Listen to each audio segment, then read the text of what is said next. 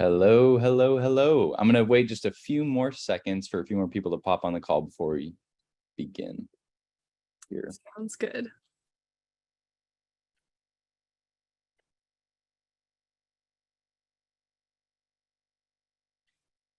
Peter, how's your morning going? It's going pretty good. How is yours so far? Pretty good. Just getting ready for today's conversation. Super excited for everybody on the call today to be here. Yeah. Okay, I believe you have the fun question for us today. If you're new here, we like to start out our webinars with a fun question. So I think Allie has it for us today. Is that correct? Yeah, I do have it. We have to prime everybody for all the riveting conversation we're going to have about OTIF. So the fun question I have, and Peter, I'm asking it to you, but I'm also asking it to everybody who's joining. So go ahead and put your responses in the chat. What is the Halloween candy that beats all other Halloween candy? Yeah, so there's only really one right answer here, I'm pretty sure, and it's candy corn. That's so wrong. Eric agrees. Are you saying that Eric is wrong? For me, and I think the general public, that's wrong. I don't think candy corn wins. I think candy corn feels like what a crayon would taste like. Oh, we've got a lot of Reese's answers here, which is somewhat surprising to me, but the colors are very Halloween-esque, you know, that deep orange and the dark brown. Yes, the Reese's candy corn. Pumpkins, very good. Yes.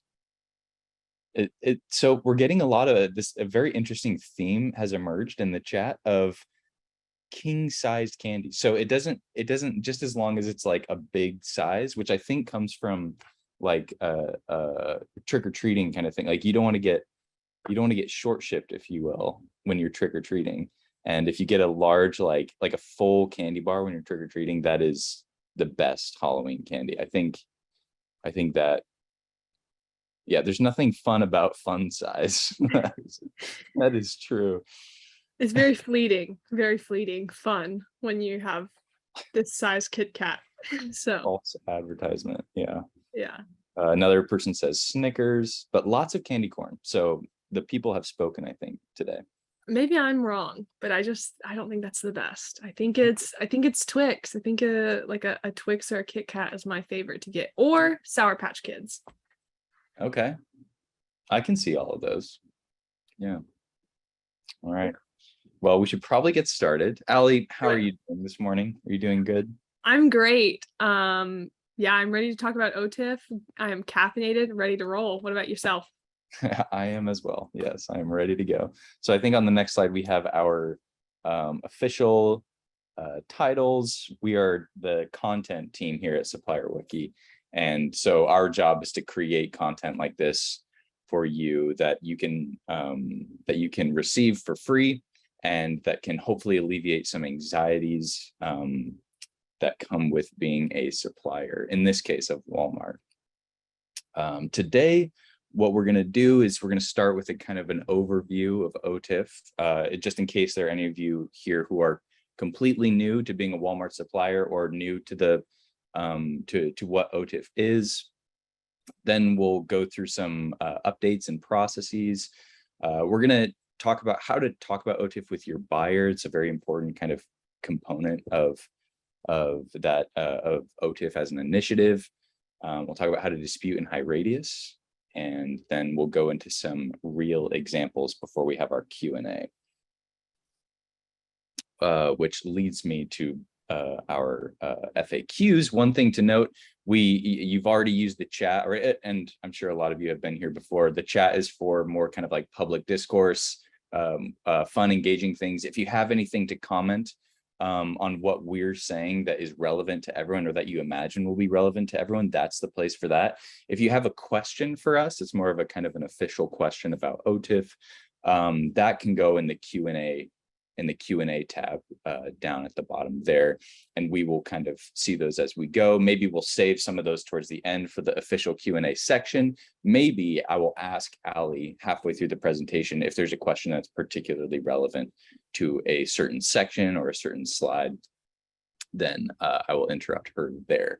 Another frequently asked question that we have is, will you be getting a recording of this presentation? Will you be getting a copy of the slide deck? Yes, you will. We've recently started uploading our webinars to our YouTube channel, which will make it just much easier to share with you guys, to share with other people who are connected to SupplyPike in a variety of ways. So that's exciting. But yes, in the next few business days, you'll be getting a copy of the slide deck and probably a link to the recording via email. So that's that. And who are we? Who is SupplyPike? So we belong to Supplier Wiki, which is a kind of a subset of SupplyPike.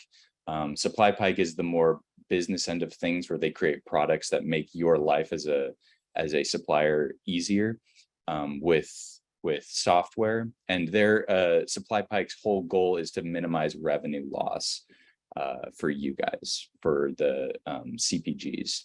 And as you can see, we're trusted by over 400 CPGs, and we've won back 25, or we represent $25 billion plus in retail impact, which is something we're really proud of. We're also really proud of our partners, as you can see down below. Hopefully one day we can see you there as well. And with that, I believe I will hand it off to Allie to go ahead and start the presentation proper. All right, that sounds great. Thank you for that awesome intro, Peter. Very succinct. We're going to get into an overview of OTIF. And before we start, maybe Peter, you can send in the chat one of our helpful resources. So we do lots of things here at Supplier Wiki, like Peter mentioned. You're on a webinar today. That's one thing that we do. We also create articles and ebooks for different topics that are pertinent to suppliers. And the one that's most pertinent to today's conversation is our ultimate guide to OTIF. We do have hard copies, so if you ever come to one of our in-person events or see us at a trade show or out in the wild, we love to give you one. But I'm sure that Peter can link it in the chat, our Ultimate OTIF book that we can share out, that kind of gives a comprehensive guide of what we're talking about today. But before we get into what OTIF is, I find that it's important to kind of zoom out to look at all of Walmart's fines that you can be hit with as a supplier. And it kind of boils down into three main groups. And those groups are your deductions, your OTIF fines, and your SQEP fines. And we have resources on all of these topics, but today we're going to be focusing on that middle column of OTIF fines. So one way that deductions and then OTIF fines, SQEP fines are different is Walmart really sectors out their fines into accounts payable, so that's your deductions, and accounts receivable. And we'll kind of get into what that looks like visually in a second. But essentially, we're talking about OTIF fines today, and those accounts receivable charges are not actually being deducted off of your check, but are rather being presented to you on HighRadius, which is the third-party app that Walmart uses, and saying, "Hi, supplier, you did not comply to this program, so you have a fine that you need to pay us." OTIF fines are separate from deductions in the fact that they are not shortage deductions. So we'll talk a little bit about what OTIF exactly means. So that OTIF acronym stands for on time in full. So while deduction shortages and on time in full can kind of be related, we'll get into why Walmart separates those out today.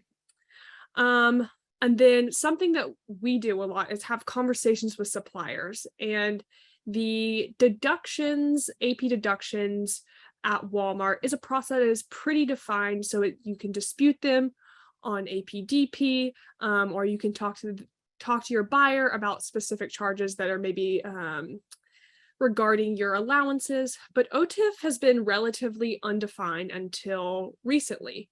So back in, I want to say 2021, I believe was the time frame, you weren't actually allowed to dispute OTIF fines. In Walmart's documentation, it said, OTIF fines are not disputable, and it was kind of period. That was the statement. Well, we're going to reference it today, but Walmart has a OTIF FAQ, and they updated it in 2021, and then they've updated it again. And I believe July, or August rather. And they have let us know that OTIF disputes are now available, and you can do those in two particular ways. So you can still dispute with your buyer, which was kind of the informal, unwritten practice, but now where your charges come into, which is high radius, and we'll talk about that after here in the rest of the presentation, but essentially you can dispute in that portal as well. So we're going to talk about the two different ways you can dispute and how that's actually possible for suppliers to not have to pay those fines back. And then we'll give a little spotlight to SQEP. We like to call SQEP, or Supplier Quality Excellence Program, the cousin or sister compliance program to OTIF. So how it's similar is it is deducted by each defect, but it comes in the form of a charge. So saying, hey, supplier, you need to give me X amount of money for not complying to this compliance program. And the SQEP compliance program essentially is very similar in the fact that it has a similar OTIF scorecard. SQEP has a similar scorecard, disputed in high radius. And the difference is more so focused on packaging. So it focuses on PO accuracy, scheduling and transportation, barcode accuracy, packaging, palleting, loading accuracy. So you can kind of see how all of these programs could essentially be a Venn diagram. There's a lot of overlap, and we'll get into how those overlap and how that can affect suppliers. But we just wanted to call out some of the similarities and differences while we're focusing on OTIF fines. All right, and then here's just another visual example to kind of tease out the difference between OTIF and deductions, or compliance fines and deductions. So a deduction is going to be your payment from Walmart there is going to be an amount subtracted from your invoice that you are not going to be paid. So essentially Walmart saying, we're actually going to keep the money that we're supposed to pay you because you did not comply. A really easy scenario to illustrate this is if you say, hey, Walmart, I'm going to ship you 10 cases. And they say, well, we only got 8, so we're only going to pay you for 8. Whether that is actually true or not is where the disputing portion comes in for suppliers. Now, with compliance fines, what you owe to Walmart is actually added on to the invoice that you would be paying. So it's a added fee or fine. It's an added fine rather, because you are not complying to what Walmart has stated in the On Time in Full program or the Supplier Quality Excellence program. All right, so let's talk a little bit about what OTIF is. OTIF, or On Time and in Full, is a metric that helps Walmart and suppliers measure how well the supply chain is performing. So it's pretty basic in terms of when you break down that acronym. So is the product arriving on time, and is it arriving in full? So Walmart's created this compliance program around OTIF, and poor performance essentially comes in the form of chargebacks. So what we were talking about, adding that additional fee on or fine onto the payment, and that's roughly 3% of cost of goods sold. And then, like I said before, it kind of breaks down into different measurements, so that on time and in full, and usually you will not be charged for both. So if cases are impacted, then you will get it for on time or you will get it for in full. And they're pretty good about not charging suppliers for both of those in the compliance program. However, and we'll talk about this a little bit, I'll allude to it now, you can actually stack fines on one order. So when I say that, I'll kind of go back to this slide.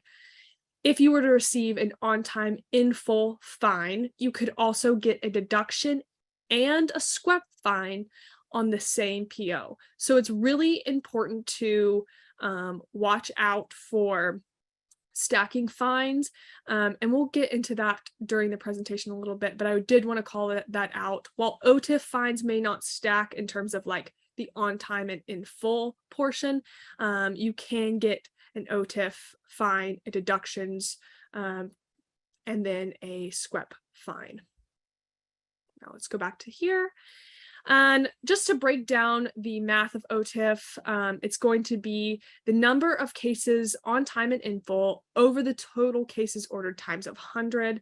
And then we kind of have just a call out here because we're going to talk a lot about disputing, but going in and building out those systems to stay compliant with OTIF, so on time and in full, is better than having to dispute, because this process, while more defined now, is still a little bit less defined than, let's say, the AP deductions process. All right, so now we're going to talk a little bit about disputing OTIF fines. And I alluded to this before, but essentially Walmart updates their OTIF fines kind of irregularly, so kind of dependent on whatever their needs are internally. They update something called the OTIF, I think it's the OTIF FAQs. And there's a separate one for Walmart Canada, but I was reviewing them this morning and they look pretty similar. However, if you are shipping to Walmart Canada, I would go ahead and do a deep dive.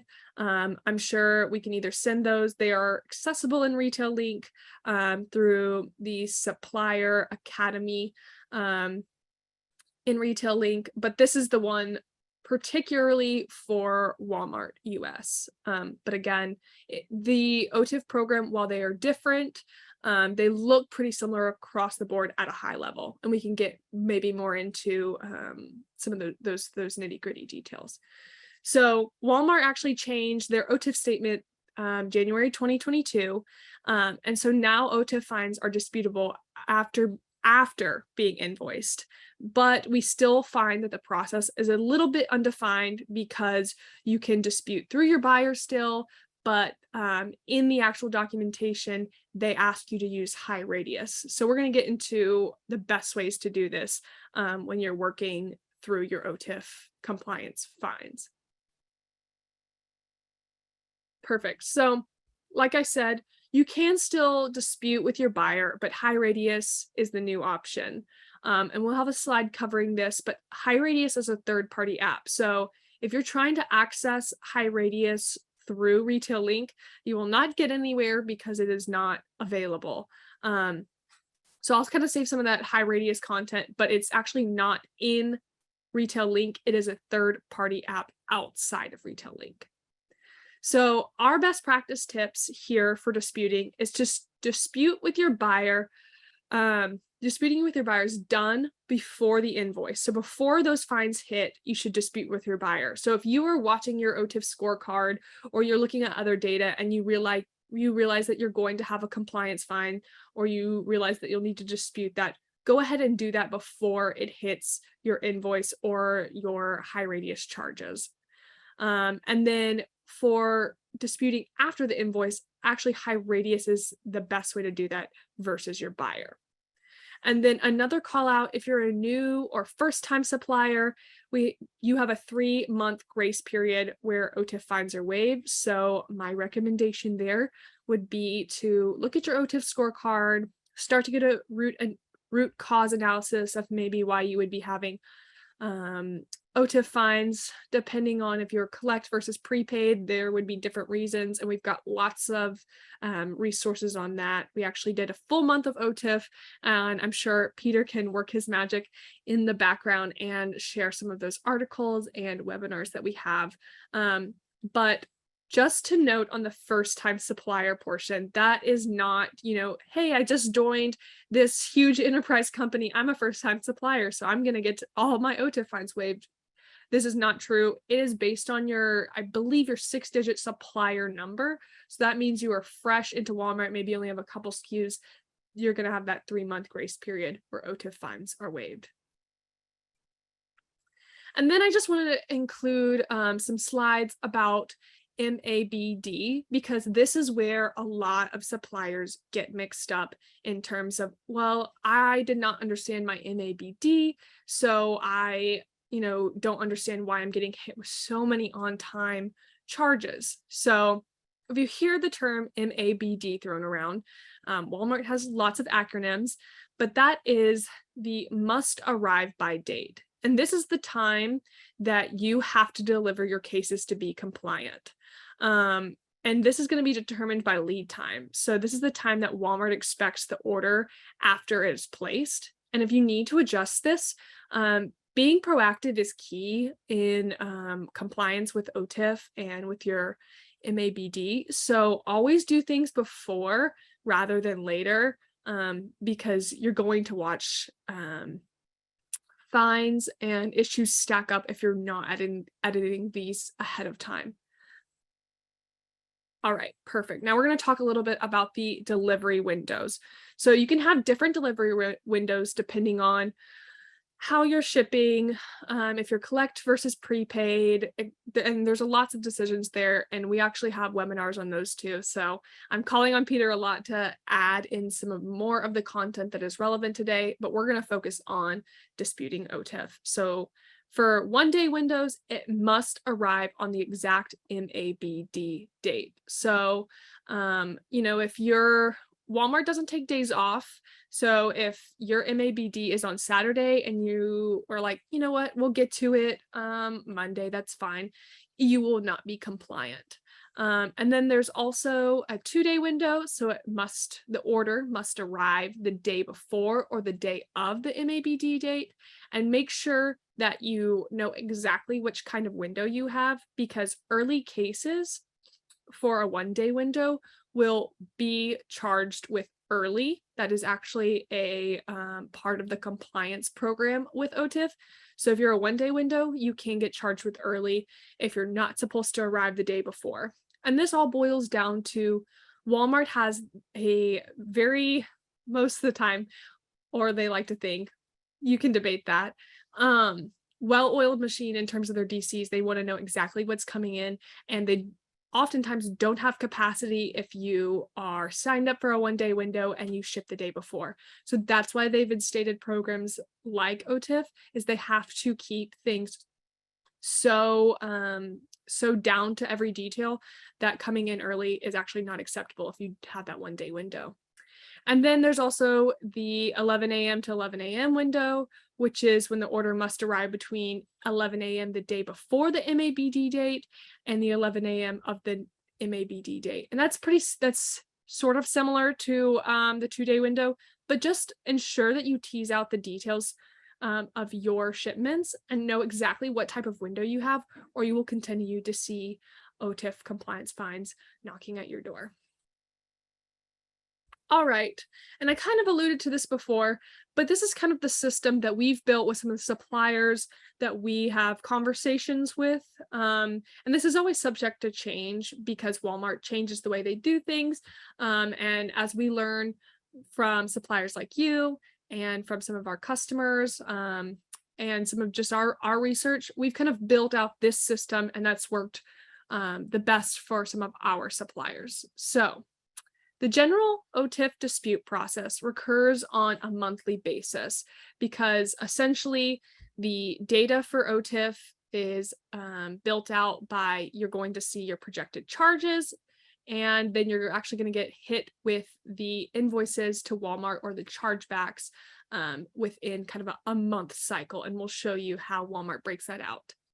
And we believe that a 2-step defense is probably the best way to catch all of the OTIF fines that you can dispute without having to pull out your hair and chase things down all the time. So first thing that we recommend is check your OTIF scorecard weekly, or even more than that, but at the minimum, checking your OTIF scorecard on a weekly basis is going to let you see some of those projected fines, see where you're having compliance issues, whether it's based on a specific issue, a specific carrier, if you're collect versus prepaid, kind of coming out of certain DCs. You can start to build that root cause analysis and then take action so you can shore up any of those fines that are on the supplier accountability side.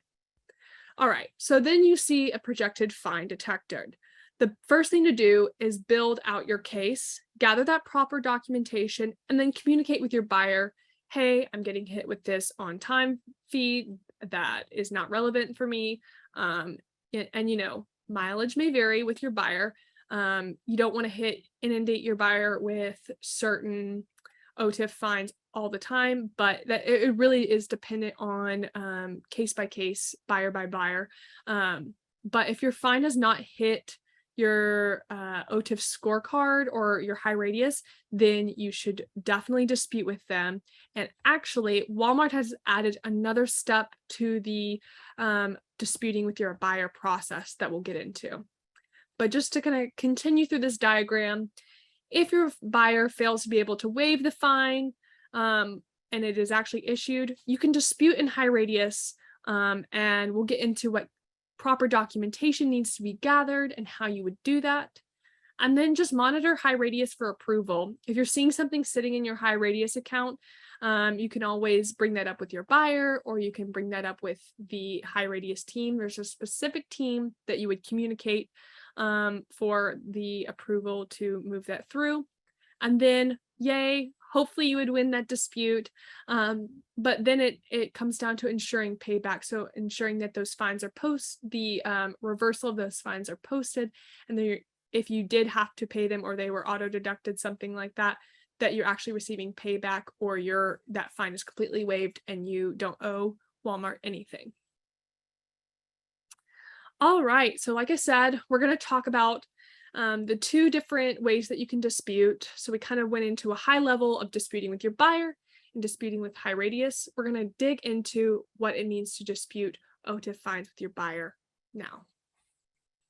All right, so talking to your buyer before a projected fine is invoiced is very key, like I said before, and you have roughly a 2-week window to prove your case. So following up with your buyer, and again, mileage may vary, having the right documentation is super important to allowing them to push something through. And a caveat here is your buyer does not, depending on your industry and your category, your buyer does not look at your OTIF fines all the time or have a key understanding of what's going on at your account at all times. So being able to provide them with the most documentation, and very key note here, the Walmart documentation. So Walmart's created different scorecards as a single source of truth.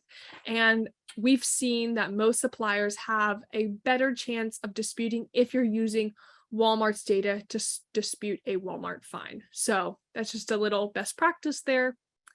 And when it comes to your OTIF scorecard, you're going to have a certain score. So the number to have on the test for OTIF is 98. And to keep that number, you want to be able to dispute with your buyer ahead of time so your OTIF score does not change. So the score is on a monthly basis, but essentially, let's say you fail to be able to dispute with your buyer, or something in the process happens to where it's actually going to flow to high radius. So with high radius, if the chargeback hits high radius, actually your OTIF scorecard will be impacted, even if you go into high radius and win the dispute. So that's just one important note to realize, that disputing with buyer is great because it allows you to kind of keep your OTIF score up. And that can help with further conversations when you have a better OTIF scorecard score versus not. But maybe lining that documentation of actually here's what was disputed in high radius can be helpful if you're having conversations around compliance or OTIF. All right, and then here's a look into what the schedule would look like for OTIF charges. So we'll kind of walk through, if we were in real time, looking at what OTIF charges are hitting us next. So we are in the month of October. We are, I believe it's weeks 35 through 38. And the corresponding calendar dates are, the 24th of September all the way to the 10th of October. So we're almost out of that. Tomorrow would be the last day of those corresponding calendar dates. So when would we be able to see charges, invoice, and publish to the OTIF scorecard charges tab? So that's actually going to be roughly a month after, and it's usually posted on a Monday or a Wednesday. So you'll have to wait until the end of November for those. But luckily for us, on Wednesday of next week, the OTIF scorecards new charges would be posted for, and it looks like mostly September, so a little bit of August and mostly for September. And like the helpful tip says at the bottom, OTIF fines are issued around 5 weeks after month's end. So that's just important to make notes on your calendars of dates like this to see when charges are posted, but also, like I said before, just checking it weekly, seeing what's projected, and seeing if you can get ahead of some of those compliance fines. All right, so what's important to dispute? This is pulled from what Walmart asks for to include in high radius, and we find that depending on who your buyer is, that's going to change, but sticking to this kind of template helps you get an understanding of what Walmart expects from the high radius standpoint, as well as what your buyer may be interested in looking at. So screenshots, that could be of high radius, that could be of emails with your buyer, that could be with an array of things, different data that you would have, especially Walmart data, documentation, kind of the same thing, your own research.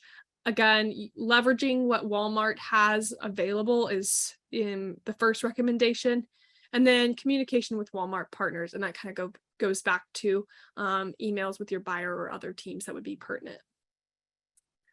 So here's some of the other information that's helpful in a high radius dispute, but again, would be a jumping off point for your buyer. So, they're going to know your 6-digit supplier number, but having that on hand just in case, that's not something that's top of their mind may make their job a little bit easier. The host PO numbers being disputed, the item numbers that were charged on the disputed host PO numbers, the charge type, so outlining if it is in full, if it is a collect ready charge, prepaid on time, whatever that charge type would be, and then the amount, which is listed in the charge type column when you're looking at your various charges. Some other things that may be helpful, we went over this earlier, but the NABD, or the must arrive by date, and that'll give a good template for the setting of when it was supposed to arrive and maybe when it actually did arrive. So just providing all the context that's possible, no matter if it is in high radius or if it is with your buyer.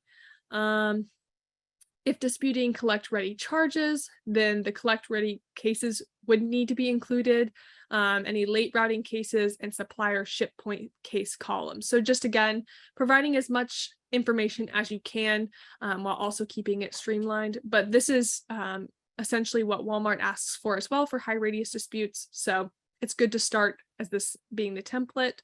The delivery window, if the dispute is related to time-related charges, and any PO change or cancel reasons listed on the scorecard. And here's that extra step that comes into disputing with your buyer.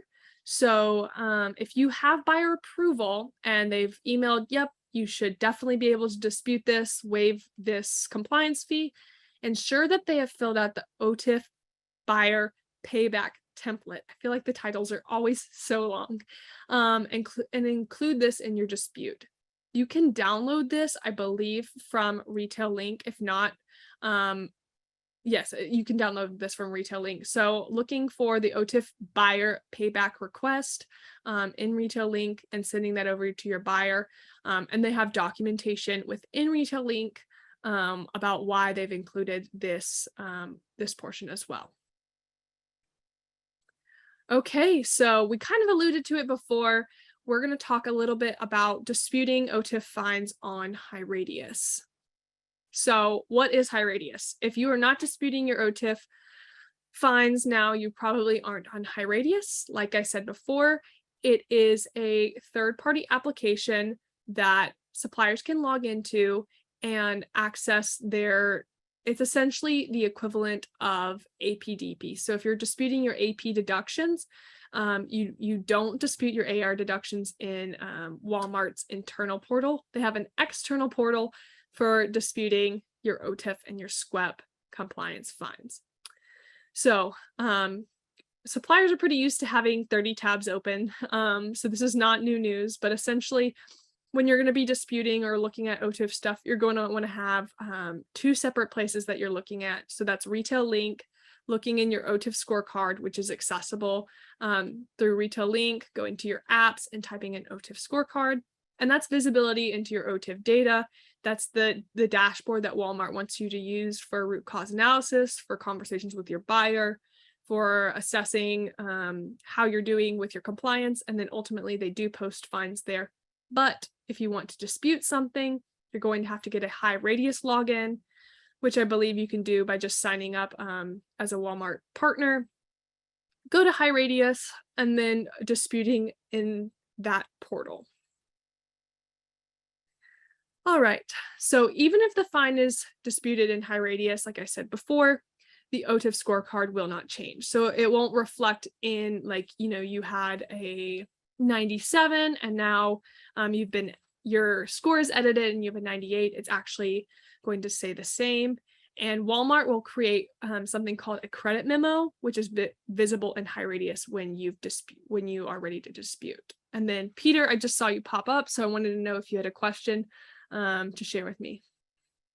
Yes, we had a question on a slide a few back about the buyer payback template. Yeah.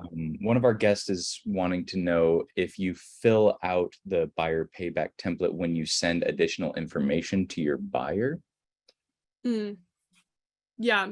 So from what I understand, this is something that you would send to your buyer kind of once you've reached a conclusion. So I feel like and this is my 2 cents, if you're sending additional documentation, it may be helpful to say, if approved, please send back this OTIF buyer payback template. This is the new process, etc. But this is not something that they would fill out unless they are ready to approve. So it's not, hey, I'm going to submit a dispute to HighRadius. This is something they would do if they've already decided that they're going to approve. And hopefully that answers the question. Perfect. If he's quiet, then I know that I answered the question. All right. So like I said before, here's a little screenshot of HighRadius. It's a supplier-facing tool that provides visibility into your accounts receivable with Walmart and what's due or payable to Walmart. And then here's kind of a walkthrough of a dispute in HighRadius. I'm sure most of you are familiar with this, but one question that we've had pretty regularly is, what is the difference between open and closed bills? So both can be disputed, which is great, but essentially it's when bills that have not been paid off or matched with transactions are going to be open bills. After matching those bills, they're marked as closed. So it's more of a difference between, have you opened it? Is it matched with transactions, instead of open or closed being like open, you still need to address them, and closed being that's not the case. It's more so addressing if they've been paid off or matched with transactions. And then so you'll decide which one you're going to dispute between open and closed bills. And then you'll go into selecting the charges that you want to dispute. So you'll select the charge that you would like to dispute by clicking the box. That's pretty similar with a lot of other programs like this, whether it's on Retail Link or other third-party apps. And then you'll just select either one or several, and you can dispute more than one time. And then you need to click the dispute button, which is not shown on the screen, but is in the bottom right-hand corner. And a tip about, or there it is, it's right there. I'm thinking of the save button. So in several apps like Walmart's or HighRadius, there's a save button at the bottom that is usually a different color. I think it's orange here. You do need to click that at some point. So just being aware that not all the buttons are conveniently located here at the top, like this dispute button. And you don't want to lose any progress. We've definitely been there when we've been working on things.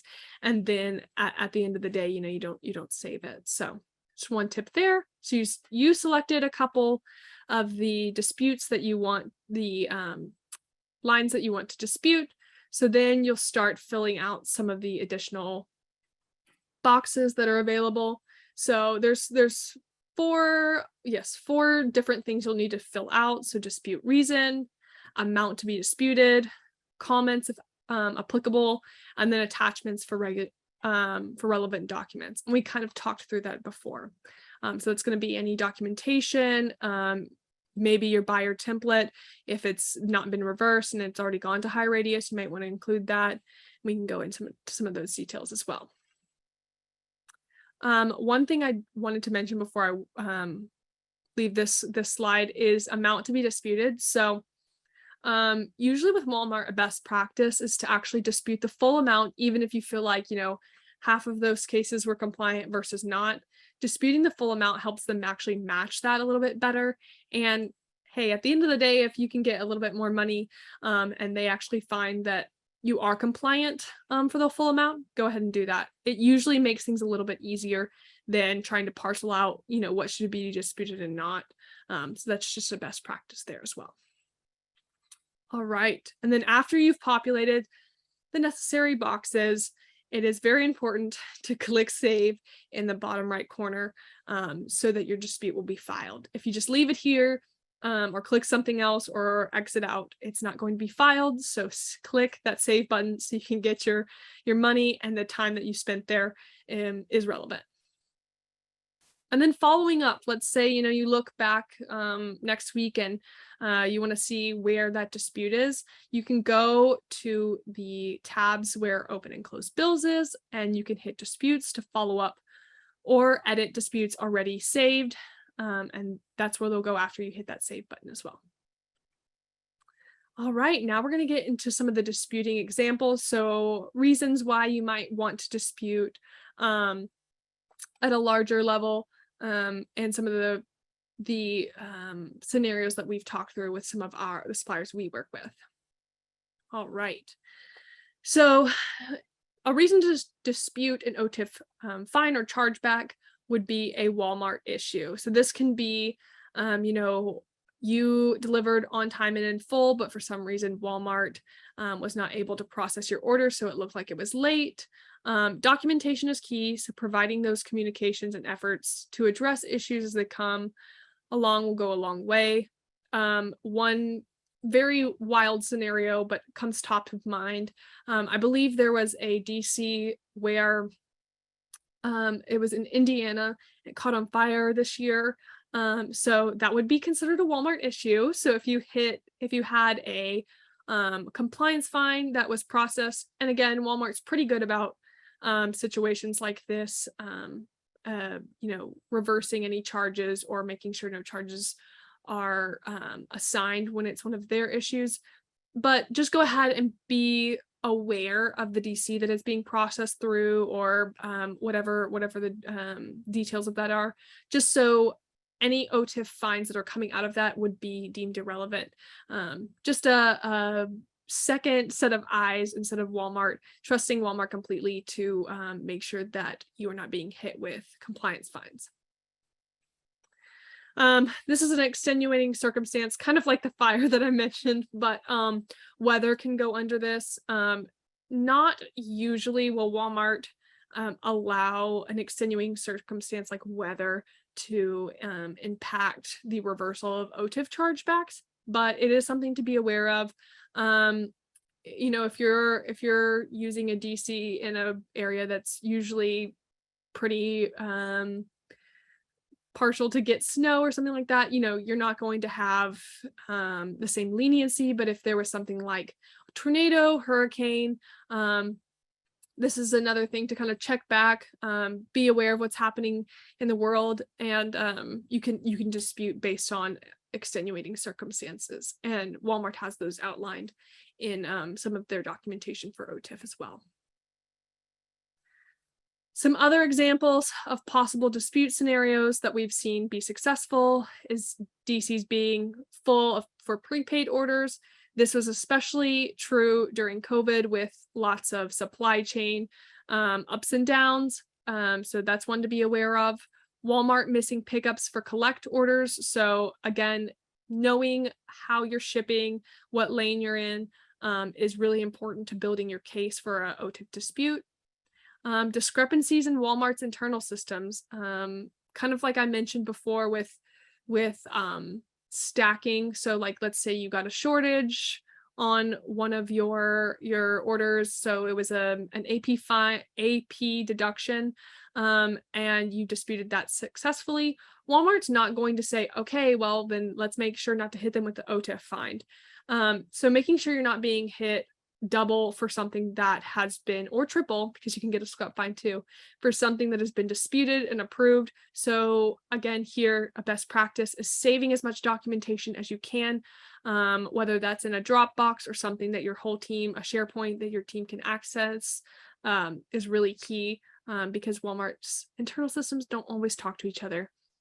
And then, like I said before, unpredictable or inclement weather. And again, you really have to build a case here, and it's not one you can use very often. So it's really depending on those circumstances. And then another helpful tip that we've just kind of left on this slide is communicate issues with the Walmart team as they come up. So if you know that you're not going to be on time or in full because of something that's an obstacle in your supply chain, be proactive in communicating with your Walmart team as soon as possible, because there are solutions to edit POs, cancel POs, instead of, being hit with compliance fines at the end of the day. And then here's a example of a possible dispute scenario. So like I said before, you can have partially approved disputes. So go ahead and dispute for that full amount. Supplier Y disputed an OTIF fine in high radius, and a deduction and a scrap fine on the same PO were issued. So we have seen this with some of the suppliers we work with. And the learning here is that compliance programs don't interact, and you may need to pull data across Walmart internal systems for key learnings for everyone involved. And you can use a dispute resolution in some cases as documentation for another program. So whether that's the dispute resolution or showing it to your buyer and then maybe getting a payback template involved, there's lots of different ways. So just being able to share all the information that Walmart does provide and using that to your advantage. And then we have a couple other helpful tips. So just communicate with Walmart teams as issues come up. Like I said before, document extenuating circumstances or Walmart issues, and Walmart outlines, what they're accountable for and what suppliers are accountable for in some of their documentation. Buyers will be your primary contact, unless your relationship with your buyer doesn't necessarily constitute that. And then you should leverage high radius as much as possible. And at the end of the day, the goal is to prevent the need to dispute OTIF and not rely on disputing, because that is a lot of work. It is a hassle, but we know that things slip through the cracks, and there's a lot of things you have to chase as a supplier to Walmart. Some other best practices, like I said before, just kind of summary: dispute before fines are issued when possible, and if not, high radius, you can dispute on there multiple times. OTIF fines are reviewed around 5 weeks after month end. So kind of marking that on your calendars and building a schedule around that. And then unfortunately, OTIF data is usually 1 to 2 weeks behind. So just being aware that if something is happening in real time, communicating that with your buyer or understanding how that will impact your OTIF score and your OTIF compliance fines, and building a plan moving forward. And with that, Peter, I think it's time to get into some questions. What do you have for me? Yes, Allie, first of all, thank you so much for walking us through that. That was very helpful. I think a takeaway, one thing that I was just kind of noticing this time around is how the relationship with the buyer is so important, and how cultivating that as much as possible can be beneficial in many ways. But as we all know, buyers and suppliers are very busy people, so that can be a really tricky thing to do also. I wanted to point out one thing that Wes mentioned in the chat, just in case anyone missed it, as we were talking about the buyer pay template. So he kind of made a comment that the best bet is to probably complete as much information as possible for the merchant and get their written approval / signature. So I think that's just kind of reiterating the same thing. I think the buyer payback template is more for later on in the process, after you've communicated with your buyer a little bit as well. But we've got a few other questions here. First one is more about timelines. So one guest wants to know if they can still dispute a February invoice. Yes. So you might need to help me here with my math, Peter. I think that this is still correct. So February 2022, I'm assuming. And with OTIF fines, you can actually dispute 13 months back. So if you're kind of downtrodden and you're like, oh, I'll just start doing it in November. No, go ahead and do it now, because the clock is ticking, and every month you're losing the opportunity to dispute 13 months back. So my suggestion would be to go ahead and start disputing as far back as 13 months. So that would be into the back end of 2021. So go do that. Yes, September of 2021. We have another kind of timeline related question. How long do you have to dispute after month end before the fine is posted? I think you might have covered that at the end there, or not. Yes, so you have, and I'm trying to make sure I'm doing all my weeks and months and years math correctly. So the question was, how far back do you have to dispute, correct? How long do you have to dispute after month end before the fine is posted? How much before the fine is posted? Roughly 2 weeks. So because it is on essentially a 5 to 4 week, depending on Walmart's weeks that they have, before it posts, you have about 2 weeks. So that's when you should be gathering your documentation, sending a note over to your buyer first thing when you see something that's a little fishy. Hey, here's some compliance fines that are going to hit, and I don't think they're correct. I'm letting you know. I'm gathering documentation right now, but I want to make that top of mind for you. And then following up when you have your documentation. But again, like, proactivity is key, because maybe it's like, well, let's do a workaround here. And then, if you're showing that proactive mindset to your buyer, they're going to be more willing to fill out a template for you at the end of the day, or help you with things in the future when they see that you're working hard to making sure they have things in the store for all of the and DCs. So that'd be my answer there. Okay, great. We had another guest who has very different projections from the fines that actually come through. So the amounts on the projected are ridiculously high, but we do not get invoiced for that amount. So any thoughts there? Any other kind of comments that you might have or know about? Yes, that I'm being a little tongue-in-cheek here with single source of truth, and that's why the OTIF scorecard is built out. So if you have other documentation you can pull over, again, the term projected fines on the OTIF scorecard is intentional in the fact that the OTIF data there is about 1 to 2 weeks behind, and it is rolling 13 weeks. So it's not the clearest picture. So I can see why, your projected fines would be massive, and then they would go down to something smaller. My